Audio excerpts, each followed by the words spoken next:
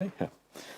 So we were looking at the Sabbasava Sutta on all the defilements, and the sutta starts off very nicely by talking about the importance of wise reflection, or wise attention, really. And the whole sutta really is then an expansion on that, the idea of reflecting wisely and attending wisely to things. And that's really what it's about. It's kind of interesting, I think a very interesting and very important topic, a topic we don't talk enough about in Buddhism, because we often talk about mindfulness, we talk about these topics, but actually reflection is not mentioned so often.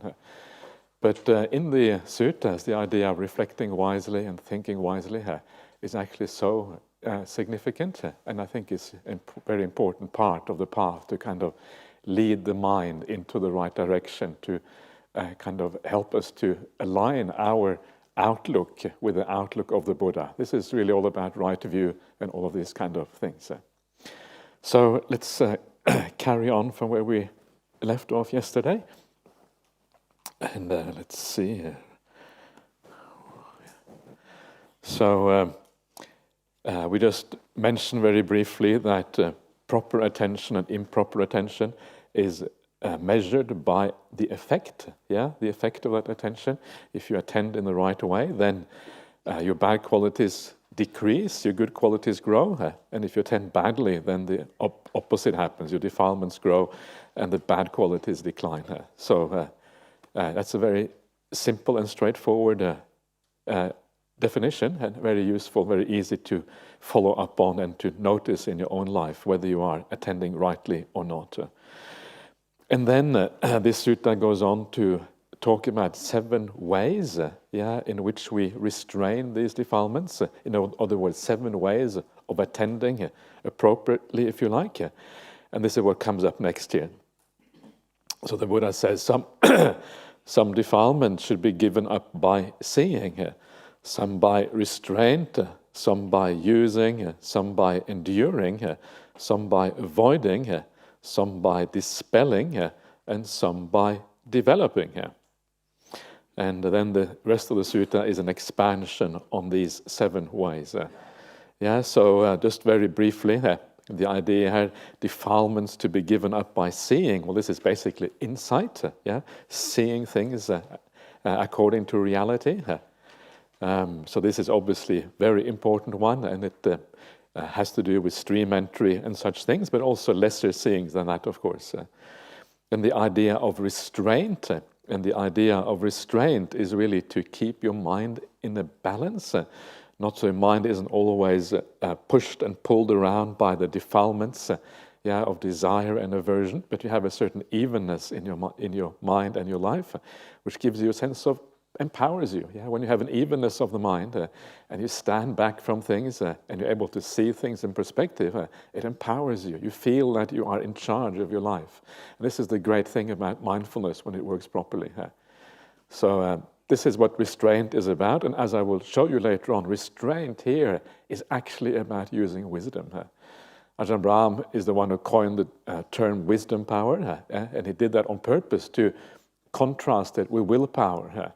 It is not, we don't want to use, you have to use some willpower, but it's a very tiny amount. The idea is to use wisdom instead and overcome problems through reflecting wisely, which is exactly what we're talking about now. Then we have defilements to be overcome by using, and this means, as a monastic, it means using your requisites in a suitable way. As a layperson, similar thing, using your belongings in a way that is useful for supporting your life, but not getting too overexcited about. Some things have to be endured, defilements to be overcome by enduring. There are times in life when there is no way out. You just have to, people say bad things, uncomfortable things, happens all the time, and sometimes you can't do anything about it, so you have to endure. You just shrug your shoulders, okay, this is life, got to deal with it.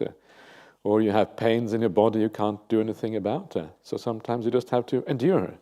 And there are many things in life where there is just nature and you can't really do very much. Some by avoiding, Yeah, things to be avoided. Casinos. Yeah, classic example. Bad friends. Friends who take you on the wrong way on the path is a classic thing that should be avoided. We'll see more detail later on what's going on here.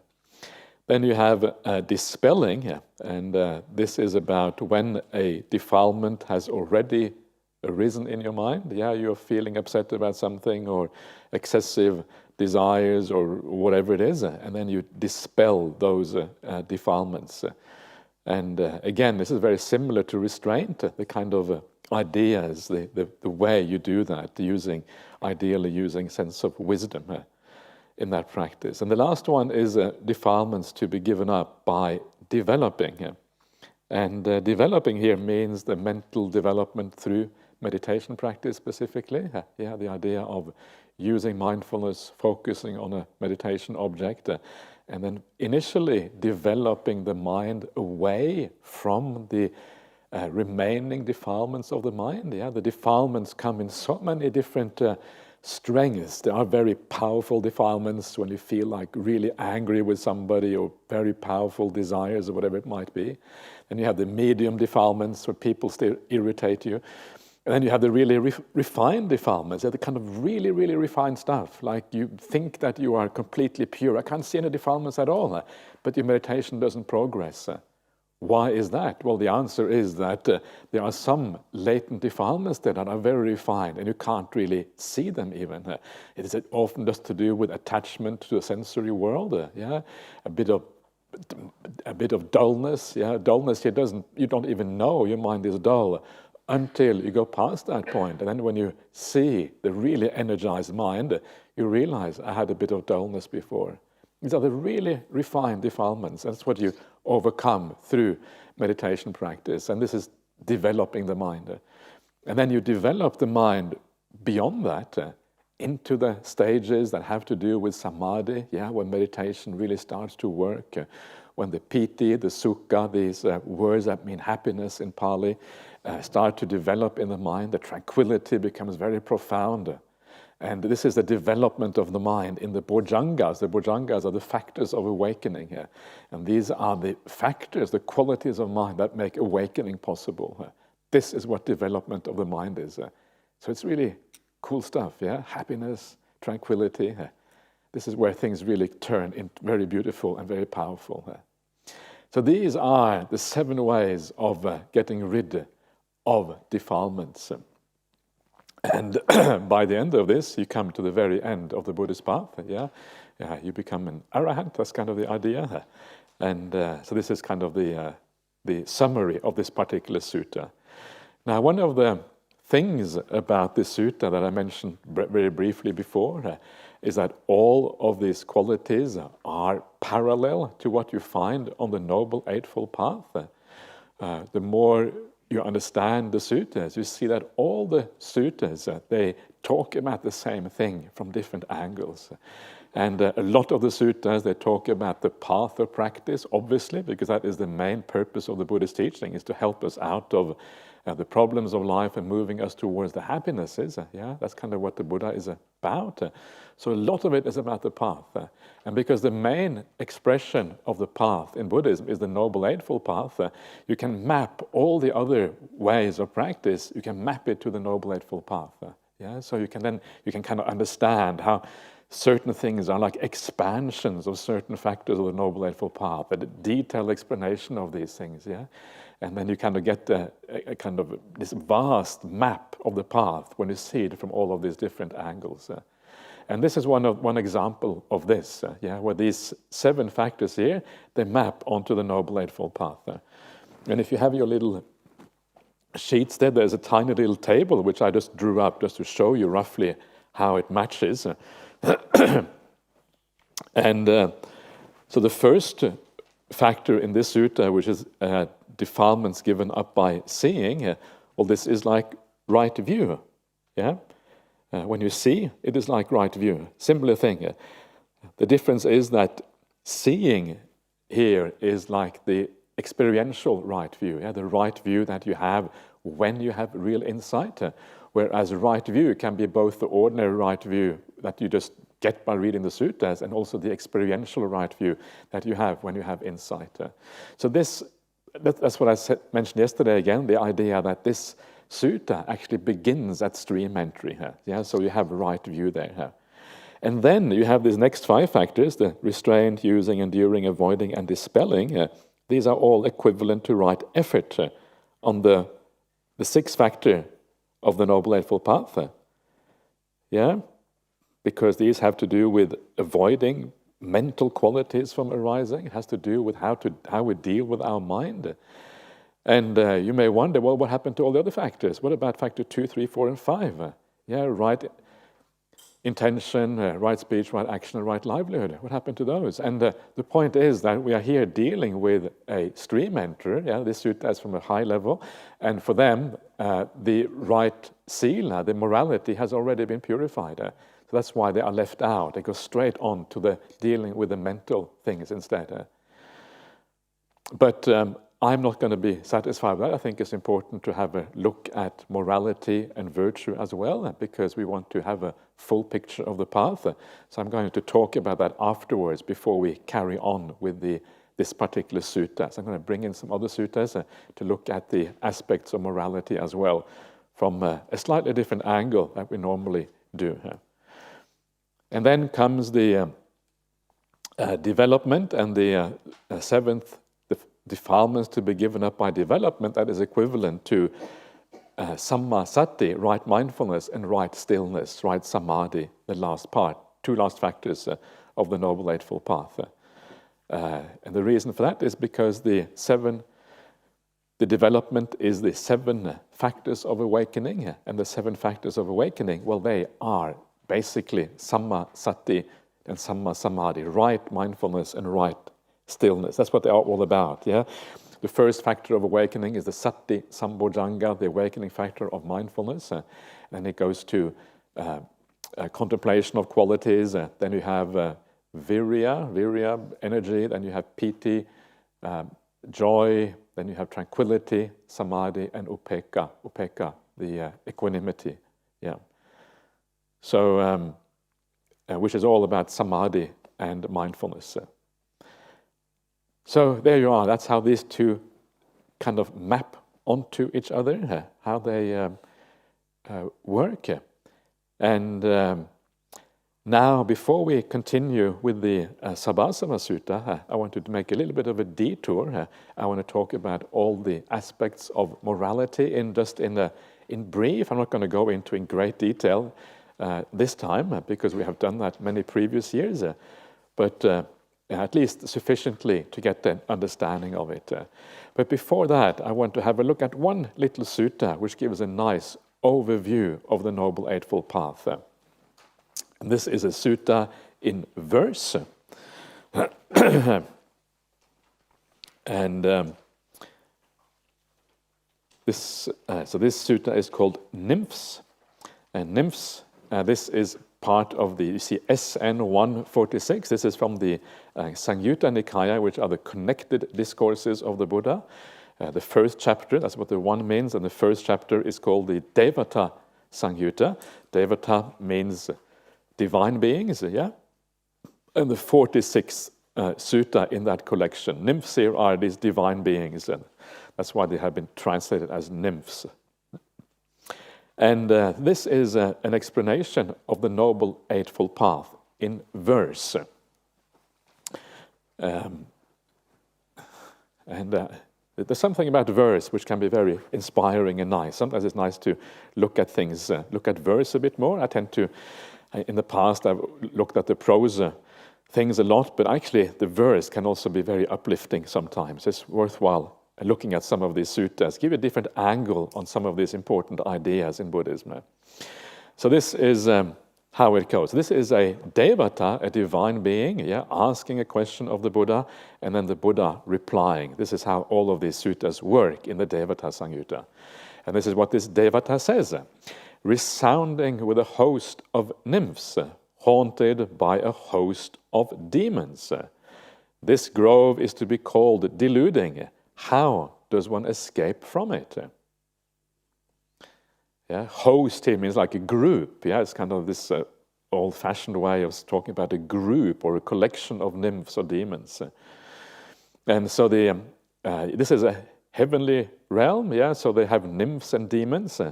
And of course, in the heavenly realm, this usually refers to, actually, what does it refer to? That's a good question.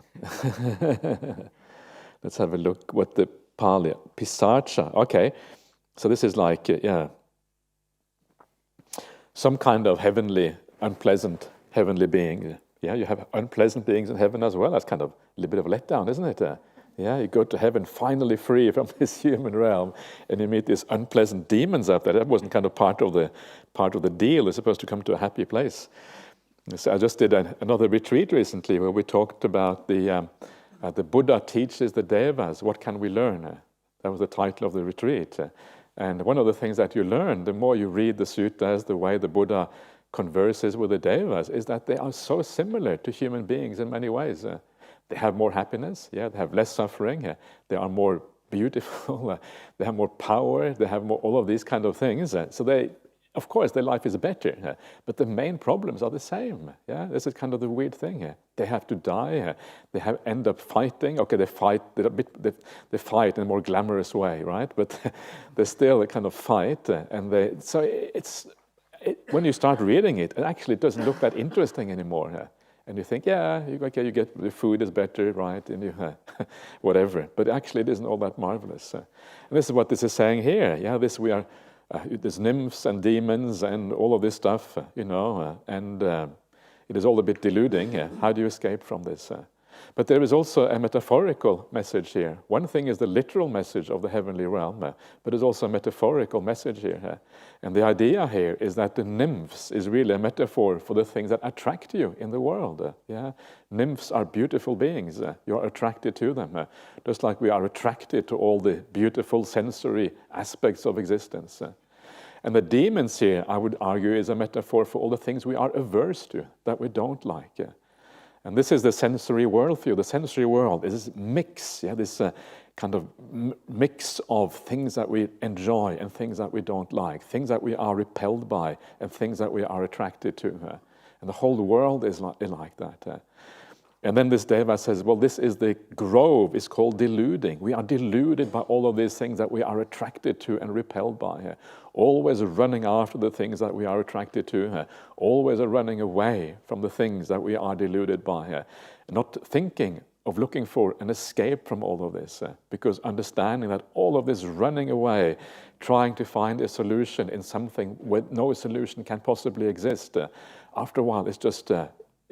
you see the pointlessness of this. There's no satisfaction there. There's no purpose, there's no aim. You cannot find any meaning in that pursuit in the sensory realm. We're deluded by it. We're deluded by it often because we are attached to these things. And attachment gives us a vested interest. And that vested interest means we cannot see things clearly, even if we try. Yeah, it's like... we always defend the people who are close to us. Yeah, we cannot see people who are close to us neutrally, even if they have done something wrong. We will tend to defend them, and this is the problem with this world. We have a vested interest. That is the delusion. That is part of the problem. And then the question is, well, how can we escape from this? And the answer is, surprise, surprise, the Noble Eightfold Path. Yeah, and this is the Buddha's poetic expression of that Noble Eightfold Path. And this is what he says. The straight way, that path is called, and fearless is its destination. The chariot is called unrattling, fitted with wheels of Dhamma. The sense of shame is its safety rail, mindfulness its upholstery. I call the Dhamma the charioteer, with right view running out in front. So this is the Noble Eightfold Path. Yeah, the chariot is the Noble Eightfold Path. It's like you climb on board the Noble Eightfold Path, this chariot, and then you go down that path. Yeah, the Noble Eightfold, which also is the path. So I guess it's all the same, kind of the same thing here. It's called the straight way, the Noble Eightfold Path. Yeah, Ujju, Ujjuka Maggo, the straight way. And this is kind of an important point, because which way do you want to practice? Do you want to practice the straight way, or do you want to practice the roundabout way, or do you want to practice the way that never leads to the goal, or which would you like? Yeah. It kind of makes sense to practice the straight way, right? It's kind of the obvious thing to do. And yet, if the Noble Eightfold Path is a straight way, it means that we have to take all the factors of that path seriously.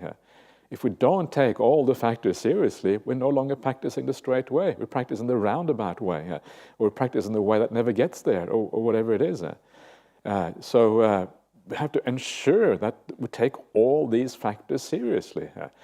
And it is so important. Yeah, I can't really overemphasize how important that point is. Because in this world of ours, we tend to be so, sometimes I think people are just too, we're too kind of conceited, we don't really understand the limitations of our own culture. We think that, our modern culture, we know much more than those ancient Indians. What did they know anyway? They didn't have iPhones, right? So they must have been very, kind of no clue. But that's not the point. The point is that, yes, there are areas in which our world is more advanced, obviously, technologically speaking, obviously, the case. But that doesn't mean that we are overall any superior to the ancient Indian culture. When it comes to things like the spiritual life, I think we are probably a bit behind. That they actually probably were more advanced than we were. So sometimes it is useful to be a bit humble about our own kind of how great our modern culture is. Is it that great? There are good things about it, there are bad things about it, just like any culture. You can't really compare. I think comparison is not very useful. So all of these things are important. When the Buddha says there is rebirth, well, take it seriously. Otherwise, you're not practicing the Noble Eightfold Path. You're practicing the Noble, well, it's actually not noble anymore. It's just the Sevenfold Path at that particular point. And very common to think that you can chuck out the last factor of the path, Samma Samadhi, etc. And because, again, people think, it's too hard. I can't get there. But it's not that it's too hard. It's that you have to apply yourself in such a way that you get to this point. You need to take this path really seriously. This is the straight path, This is the shortcut. There isn't any shortcut shorter than the shortcut. The shortcut is the shortcut. Every other cut is the long cut. Actually, it's not a cut at all. It just doesn't get there. That's the problem. So this is the short way. Sometimes I like to say that the history of Buddhism is like the history in the development of shortcuts. Every generation wants to find their own shortcuts. You have Mahayana Buddhism with Bodhisattva ideals. You have the Vajrayana Buddhism, which kind of is a shortcut on the Bodhisattva ideal. You have the commentaries that try to find new ways, and the Sukha Vipassaka, Yanaka, and these kind of things, the people with dry insight meditators and all of this kind of stuff. And because we all, and it's natural. We want to find the easy way, the nice way. But the Buddha's path, that is the shortcut. Anything else is the long path. So the straight way, that path is called. Fearless is its destination. The Pali word is disa. Disa means something like direction. So the direction of the path is fearless. It is not just the destination, but the whole movement of the path is fearless. Every factor that you practice on the path has fearlessness kind of embedded into that factor. There's no fear to come from any of these factors. The whole direction, the whole movement is towards fearlessness, which is great. A lot of people suffer from anxiety sometimes. I guess everyone has a bit of anxiety sometimes. Some people are kind of paralyzed by it. And this whole path is a movement away from that, movement in a different direction towards more safety, more solidity for each one of us. Kind of interesting, there's a suttas about even the Buddha before his awakening here. Before he was awakening, he was practicing really in a really tough way. He was obviously someone who was extremely determined and was able to, to use that determination to practice this path all the way to the end. The story of the Buddha is really extremely fascinating and very, very inspiring, because here is this person who doesn't have a path, who just decides he's going to find the solution to the problems of life, And he kind of just walks off into the forest and starts practicing, on his own. He has a few teachers in the beginning, and then he practices, and then he discovers kind of the highest meaning in life. It's kind of an extraordinary story. And some of the things that he goes through on that way, is, for example, he's living in the forest by himself, far away from civilization. And he says whenever he would see a human being, he would run in the opposite direction. He was really trying to avoid to have any kind of contact with humans whatsoever. But then he says when he's practicing, and at night he would just lie down on the forest floor and sleep. And then you would kind of at nighttime in the forest, if you're far away from other humans, can be a bit scary, right? Imagine us going off into the bush here somewhere and just hanging out in the bush and at night, somewhere far away. There's no car, no sounds of humans. You're just by yourself. You can't see the snakes, anything like that. And it can be fear-inducing. You hear a noise, you wonder, what is that noise? There's that famous story with Ajahn Brahm when he was sitting at a charnel ground or something like that in Thailand. And I don't know if he's exaggerating. Ajahn Brahm always exaggerates a bit for effect. What he says, never let the truth get in the way of a good story. That's kind of his idea. And so he was talking about this time he was sitting on this platform next to a charnel ground. And he was sitting there, and he was kind of sitting there very confidently. Then he hears a noise. And he listens, it's just a mouse. It's far away, it's just a mouse. And then he continues sitting in meditation. The noise gets louder.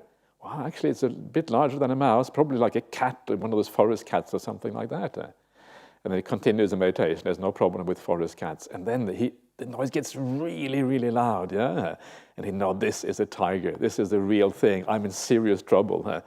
So he opens his eyes, takes out his flashlight, and shines his flashlight. What does he see? Tiny mouse sitting on his platform.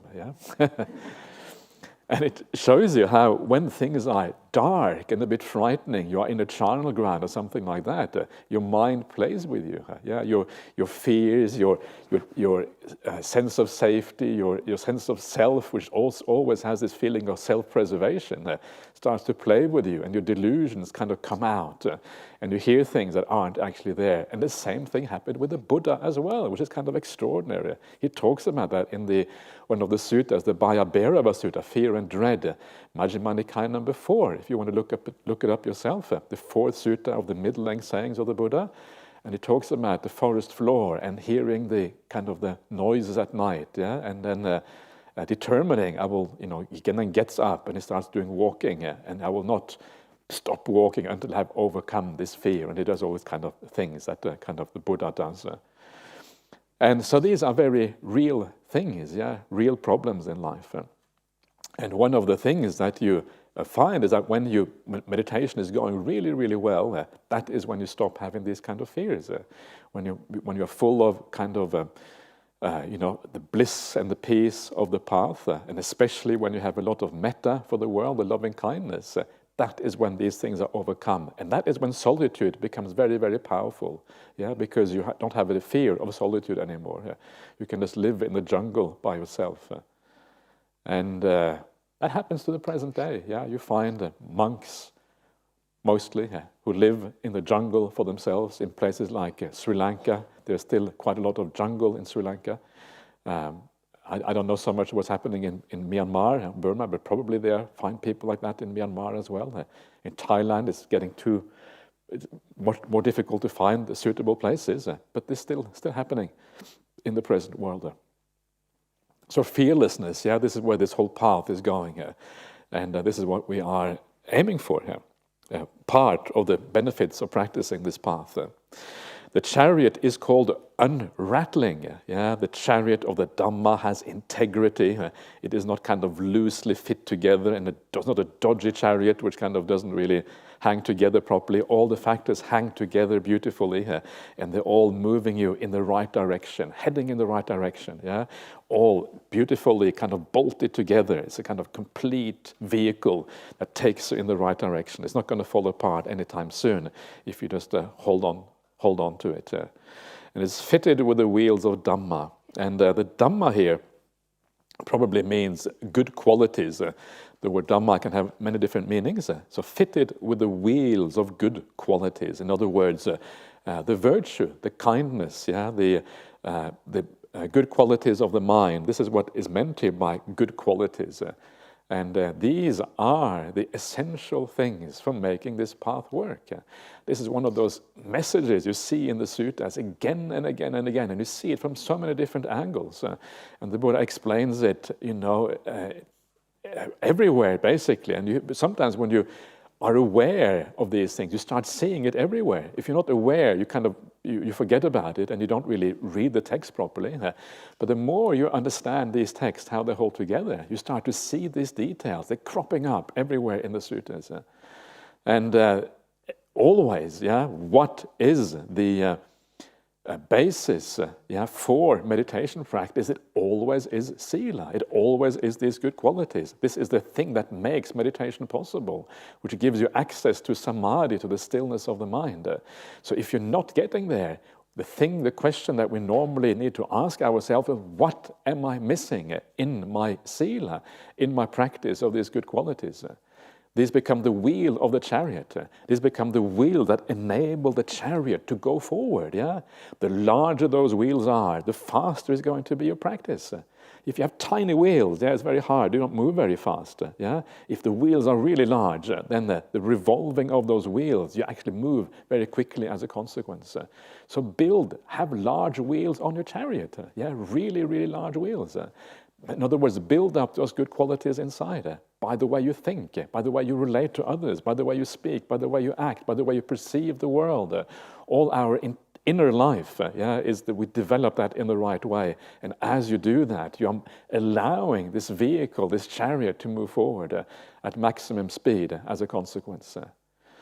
So this is, I think, kind of one of those extraordinary, significant aspects of the Buddhist path that we tend to forget about. And it is that commitment and the perseverance in those good qualities that actually enable us to move forward.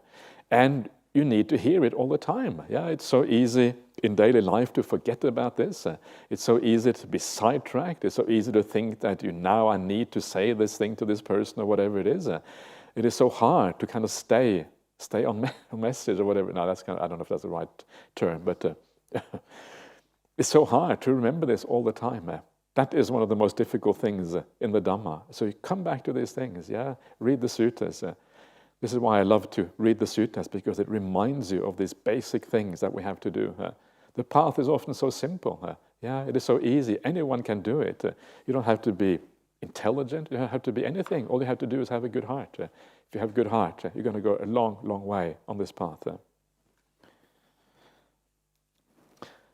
The sense of shame is its safety rail here. So shame, hiri in Pali, and sometimes shame is not considered a good thing in our modern society.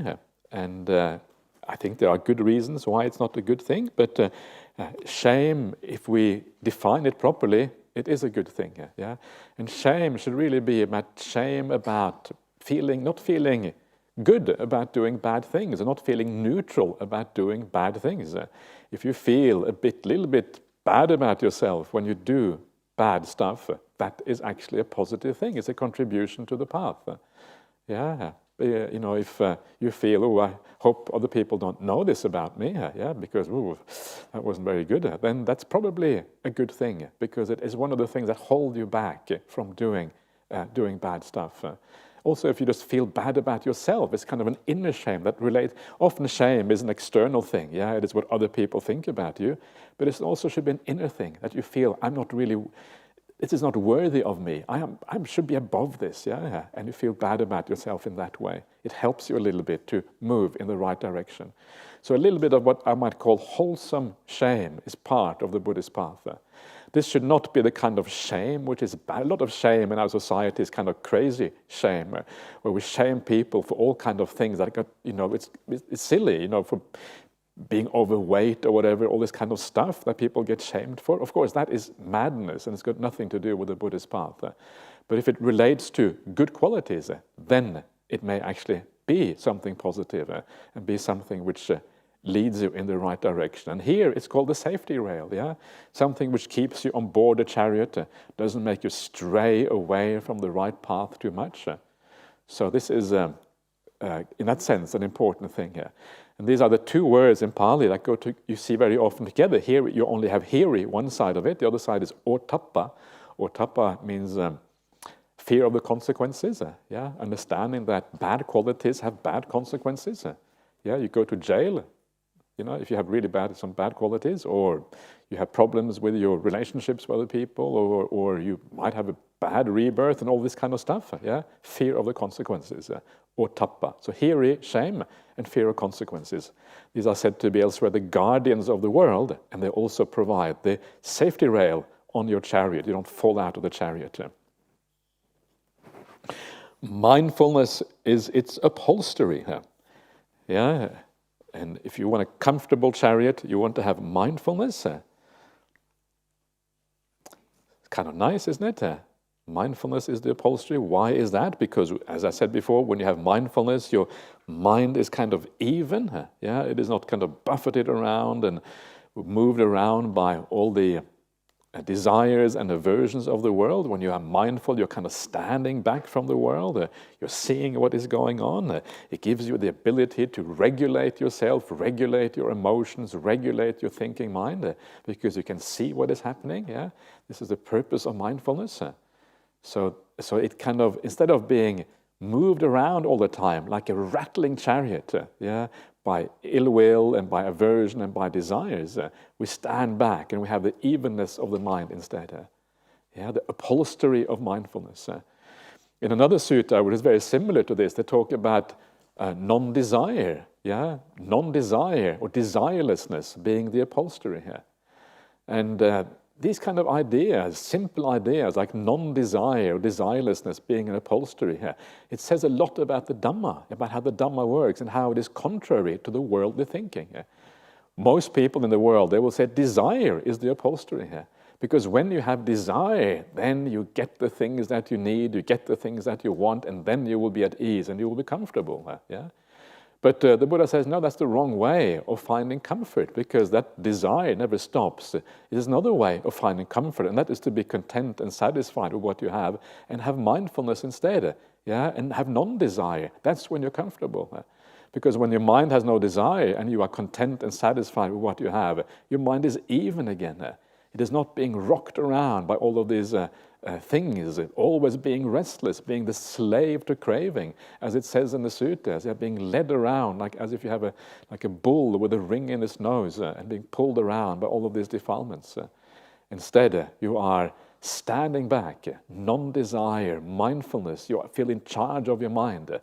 Sati Adipateya, it says in some of the suttas in the Anguttara Nikaya, which means that you are led by the power of mindfulness. You are under the power of mindfulness. Adipateya means like mindfulness is the Lord. Sati, mindfulness is your Lord. Why? Because you feel in charge of yourself. You feel you are in control of your life. When you are full of desire and craving, you're not in charge. It's the craving that is in charge. And you are the slave. You're being whipped by the craving and saying, do this, do that. And you are restless and you say, yes, master, yes, craving, I will follow you. And this is the nature of life. This is what restlessness and agitation and craving really is about. And often it doesn't feel that way. And I can talk about that later, why it doesn't feel that way. It has to do with the sense of self and all of these kind of things. But that is how it looks like from the Buddhist path. And you start to see that more clearly when you become peaceful in your meditation practice. So mindfulness has this ability to make you feel in charge of your life. And that sense of being in charge becomes even more powerful the further you go in mindfulness, the further you go in stillness. When you go into meditation, your mind becomes powerful. That sense of being in charge becomes even stronger as a consequence. So mindfulness is the upholstery here. It's nice, isn't it? When you have these verses, it kind of gives out all of these similes and these metaphors being used. It really brings out a different side of the Dhamma in so many ways. I call the Dhamma, the charioteer. Yeah, the charioteer who is in charge, who drives you in the right direction is the Dhamma. The Dhamma is the map. The Dhamma is what points us in the right direction. You read the suttas and then you know what you have to do as a consequence of reading the suttas and listening to discourses that agree with the suttas. And the Dhamma is sitting inside of you, guiding you in the right direction. The charioteer, taking charge, taking over, with right view, running out in front, very closely related to each other. From the Dhamma, you have a right view, and right view pulls this chariot in the right direction, heading it towards extinguishment, nibbana, and all good things, the highest happiness that is attainable by human beings, etc., etc. Right view, running out in front. Right view being the first factor of the Noble Eightfold Path. The idea of hanging out with your Kalyanamitta being the first factor that leads you onwards to awakening. Kalyanamitta, right view, the saparisas, etc., all of these things kind of coming together, the faith, the confidence in the path, leading you in the right direction. And of course, we're dealing now with yoniso manasikara, right attention, all of that coming from right view, all of these things coming together. It says elsewhere in this other sutta I was referring to before, it talks about the draft animals of this chariot. They are confidence and wisdom. Confidence of faith and wisdom. These are the two draft animals that draw the chariot. This is like right view running out in front. Wisdom, confidence and faith, right view. All of these things are ideas that refer roughly to the same thing. In Buddhism, the faith and wisdom are very closely linked to each other. In some traditions, faith and wisdom are considered very different. Faith is something that you just do regardless. In Buddhism, it's the opposite, other way around. These things are very closely related to each other. If you have faith, it comes from wisdom. And when you have faith, actually, it is often a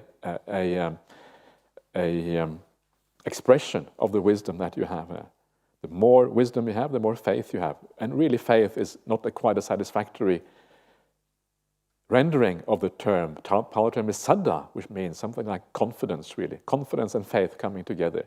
Again, maybe we'll talk about that later on, what the difference between confidence and faith is, because it's an interesting point, how they work together, and there are two aspects of the same thing in the Buddhist teaching. But let's leave that out for now. So, that is the Noble Eightfold Path, in poetic form, and quite nice. And then the Buddha says in the last part here, it says, one who has such a vehicle, whether a woman or a man, has by means of this vehicle drawn close to nibbana, to extinguishment. When you have such a vehicle, then whether you are a woman or a man, and it's kind of interesting in the suttas, you have the woman comes first in these things, man comes afterwards. I'm not sure why that is. I have no idea. I remember I was once in a discussion with Bhikkhu Bodhi, the one who has translated many of these things, and he translated this as a man and a woman. And I said to him, well, actually, the woman comes first. Shouldn't we keep that sequence? Why turn it around? And he says, oh, it's just the way we do it in English. We usually put man, then woman. But that kind of, the text has the woman first. So because these texts often are so male-centric, when they are not, then probably we should keep, we should keep it when it actually goes the other way around. And he listened to me. Yay! That was really cool. So it's important, right? I mean, because we need to find some sort of balance in these things. And when the balance is there, well, then we should actually express it in the translations. Otherwise, we're missing out on the fact that these things are not as one-sided as sometimes they may seem. I don't know why it is like this, but that is how it is always expressed in the suttas. And then by means of this vehicle, you draw close to Nibbana. Nibbana is this kind of word which is kind of there on the horizon somewhere. It seems to be maybe far away. But Nibbana is probably less far away than you think it is. I don't like to leave the Pali like that. I like to leave it translated into English. And the reason why I like that is because the word Nibbana had a meaning to the audience in ancient India. When people said the word Nibbana, people straight away had a feeling for what that meant, because it had a meaning in that culture. And what it refers to very often is the idea of the extinguishment of a flame. A flame, nibbuto, means the flame is extinguished, it's gone out. And so extinguishment is a really good translation of Nibbana. That is what the ancient Indians would have heard. So what about us? Shouldn't we hear the same thing? I think we should. Because if you just leave the word Nibbana like that, people will read all kinds of things into it. But when you hear the word extinguishment, it starts to give you an idea what this is about. And that really matters. So we don't read things into these words which actually is not really tenable, which we shouldn't be reading into them. So this is important. So what does it mean? What are we extinguishing? Well, pretty much everything. It's like when you are meditating and you are becoming more peaceful, you're already on the course of extinguishing. More peace means more things have been extinguished. That's what it means. And in the sutras, you have this idea, what is called the Anupubba Nirodha, I think, the gradual cessation of things. And with the gradual cessation of things, it is called Nibbana to that extent. Like you have a small Nibbana, medium Nibbana, big Nibbana at the very end. And so you go through these Nibbanas. So when you are becoming more peaceful in your meditation, you have some idea, a little bit of an idea, only a smidgen, mind you, of what Nibbana is about. And so I ask you, what does it feel like? Feels good, right? It feels nice. Being calm and peaceful is far preferable to being restless and agitated and to thinking a lot. I think that's obvious to everyone. Except if you if you're depressed, it's a bit different, because if you don't think because you're depressed, it's kind of lack of energy. But the energetic mind that is kind of has a little bit of happiness to it, and is peaceful at the same time. These are very delightful and attractive states of mind. And that is already a little bit of Nibbana. So would you like more of that? This is what Nibbana means. This is why extinguishment is great. It may sound like a scary word, but if you go from experience, actually, you know it is a really positive thing here. So there you are. So that is this beautiful simile on the Noble Eightfold Path. Now, I might as well start the next sutta. This next sutta is now going to be about the factors of the Noble Eightfold Path, which we are not really looking at in the all the defilement sutta. So we're going to look at the factors starting with right view and going all the way to right livelihood. We're going to go do this fairly quickly because this is not the main focus of this retreat, but I think it's useful to go through this. And the sutta we're going to have a look at is found in the middle-length sayings of the Buddha, Majjhima Nikaya number 117. The name of the sutta is the Mahachattarisaka Sutta, translated into English as the Great 40. And it is one of those suttas that is quite unique in some ways in the Pali Canon. So I'm not going to go into all the uniqueness. There seems to be some kind of Abhidhamma tendencies in this sutta, and those tendencies are not all that interesting. What I'm interested in is the things that are more matching with the early Buddhist ideas. So we're going to look at that. So let's just get started very briefly with the suttas, and we'll kind of carry on this afternoon with the rest of it.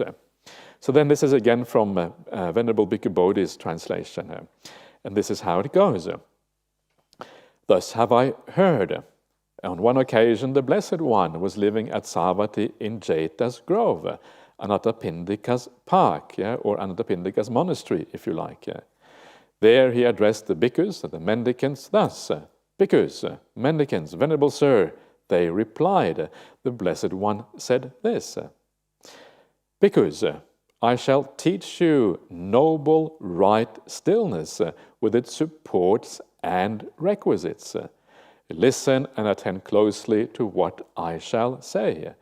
Yes, Venerable Sir, the bhikkhus replied, and the Blessed One said this. So here we are dealing with noble right stillness, Arya Samma Samadhi. And so with its supports and requisites, the idea is that how you define Samma Samadhi, right stillness, especially the noble one, it is defined very specifically. It is the 4 jhanas conjoined with the other 7 factors of the Noble Eightfold Path. This is a very interesting point, because one of the things that, in the sutta, sometimes we talk about miccha samadhi, wrong stillness. And people ask, how can it be wrong stillness? Surely either you're still or you're not. How does that make any sense? Wrong stillness. And the reason it makes sense is because if it is not conjoined with right view, you are likely to misinterpret the nature of that stillness. So right stillness, for it to really be transformative and for it really to lead you onto the end of the path and the insights and all of that, it has to be conjoined with the right outlook, reading, understanding that stillness in the right way. It is so easy to misinterpret things. It is so easy to take our assumptions into what is happening and then reading it in the wrong way. So this is the genius of the Buddha, is to be able to stand back so much, to let go of all his assumptions, all the cultural conditioning, and see things just for what they are. Okay, I've attained a state of samadhi. I've attained a beautiful state of stillness. So what does it mean? Does it mean that there is a creator God? Well, many people would say yes, because this is so powerful. It feels like there's a creator God. The sense of self is basically gone. It is completely bliss. I feel unified with the whole universe. Must be a creator God. But actually, it's kind of going beyond the evidence. The evidence you have is an experience. And you cannot really make a philosophical speculation out of that experience. Is there a creator God? Maybe there is. Who knows? I don't think there is, but could still be. If you're going to be completely neutral about it. But this is not sufficient evidence to come to that conclusion. So you stand back. So this is why right view matters, because right view helps you to kind of look at things in a new way, to stand back a little bit and to evaluate the evidence properly. So the Buddha says you should not come to that conclusion just because of that thing. So what is this noble right samadhi? And it is precisely what I was just saying now. What is it? And it is this. The requisites are the 7 factors of the Noble Eightfold Path: right intention, right speech, right action, right livelihood, right effort, and right mindfulness. And that stillness is the following: the unification of mind equipped with these 7 factors is called noble right stillness with its supports and requisites.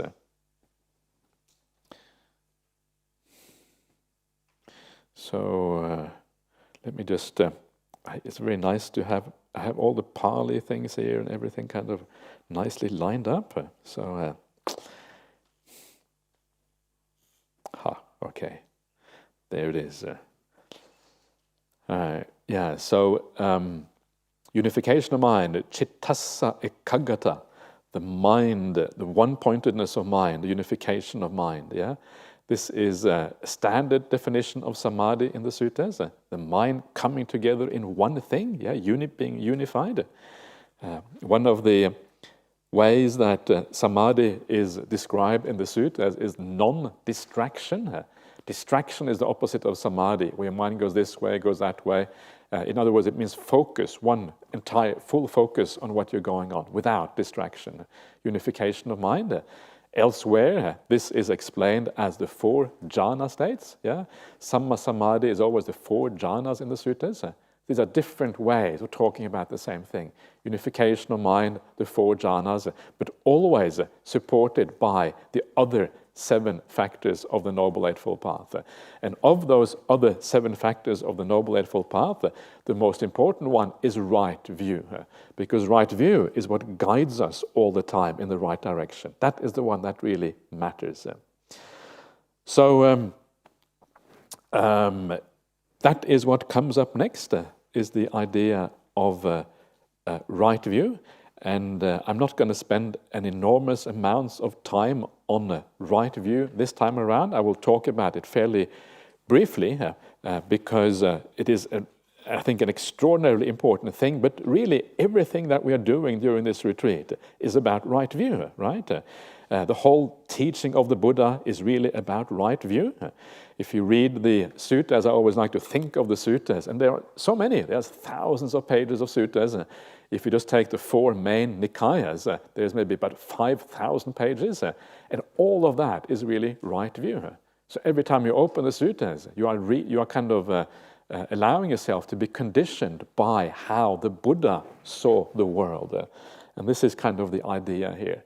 One of the beautiful ideas of the Buddha, what he talks about in the suttas, he talks about the Buddha is the eye of the world. And this is kind of one of those beautiful ideas, and it gives an idea to understand why right view matters so much.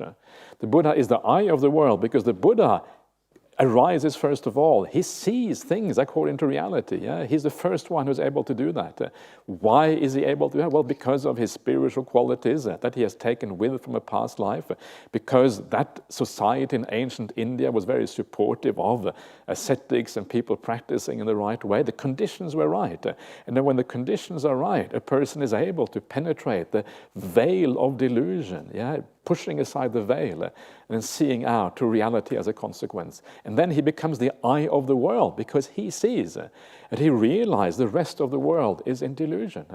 And then, of course, then the compassion arises. Well, everyone is deluded. And because they are deluded, everyone is suffering unnecessarily.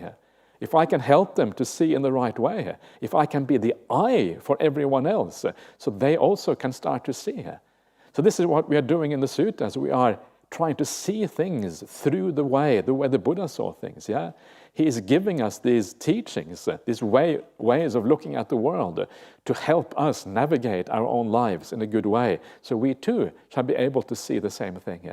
In this way, the Buddha is the eye of the world that helps us to open our own eyes. And this is how then right view comes into existence, how it all starts out.